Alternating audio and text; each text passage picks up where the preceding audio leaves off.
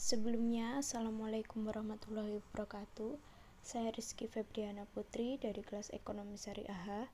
Di sini saya akan mempresentasikan mengenai kasus perlindungan konsumen.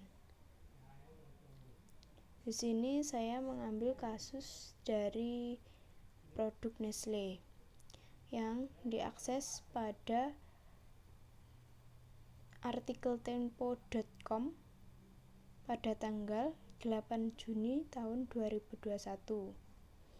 Badan Perlindungan Konsumen menyarankan pengawasan obat dan makanan atau BPOM untuk mengkaji regulasi teknis soal standar makanan dan minuman olahan demi meyakinkan bahwa perlindungan konsumen telah dilaksanakan.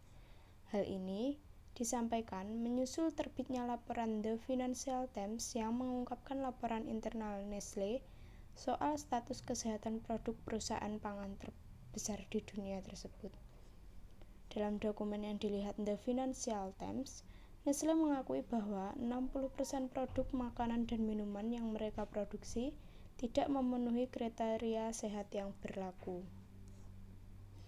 Ketua Komisi Pengkajian dan Penelitian BPKN Arif Safari mengatakan semua produk Nestle sejatinya telah layak edar karena telah memenuhi standar yang berlaku usai melalui pengujian oleh BPOM untuk mendapatkan izin edar.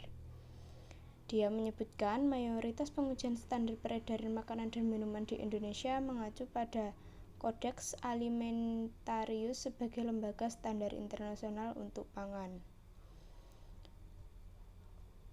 Arif menyarankan agar BPOM dapat melakukan tindak lanjut berupa investigasi untuk meyakinkan apakah perlindungan kepada konsumen sudah dilaksanakan dan mengatakan bahwa apabila membahayakan maka perlu dilakukan revisi atas regulasi teknis yang berlaku atau apabila produk yang beredar tidak sesuai dengan regulasi teknis yang ada maka harus dikenakan sanksi dan produknya harus ditarik.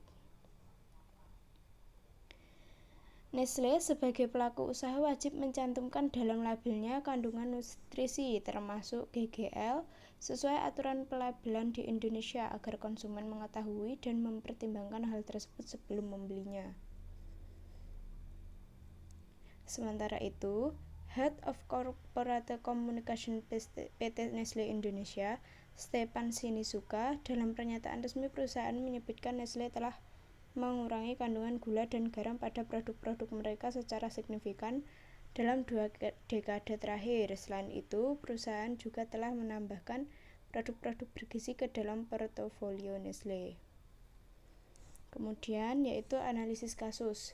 Dalam Undang-Undang Nomor 36 Tahun 2009 tentang Kesehatan mengatur pengamanan makanan dan minuman dalam bagian ke-16 dari bab 6 yang mengatur mengenai upaya kesehatan, pembentuk Undang-Undang Kesehatan memandang bahwa pengamanan makanan dan minuman merupakan salah satu bagian penting dalam upaya kesehatan. Karena itulah pasal 109 sampai dengan 112 mengatur pokok-pokok pengamanan makanan dan minuman. Kasus mengenai status kesehatan produk Nestle dilaporkan bahwa produk yang beredar dan merupakan perusahaan pangan terbesar di dunia. Dilihat The Financial Times, Nestle mengakui bahwa 60% produk makanan dan minuman yang mereka produksi tidak memenuhi kriteria sehat yang berlaku. Dalam artikel tersebut, BPOM harus mengkaji regulasi teknis yang berlaku telah sesuai dengan izin internasional dan dijamin tidak membahayakan konsumen. Hasil yang telah diinvestigasi harus diumumkan kepada masyarakat agar lebih teredukasi. Kemudian yang selanjutnya yaitu solusi. Yang pertama yaitu BPOM dapat melakukan tindak lanjut berupa investigasi untuk meyakinkan apakah perlindungan konsumen sudah dilaksanakan. Kemudian BPOM harus mengkaji apakah regulasi teknis yang berlaku telah sesuai dengan acuan standar internasional dan dijamin tidak membahayakan konsumen. Kemudian yang kedua, BPKN melakukan kajian soal kandungan GGL pada makanan dan minuman di Indonesia.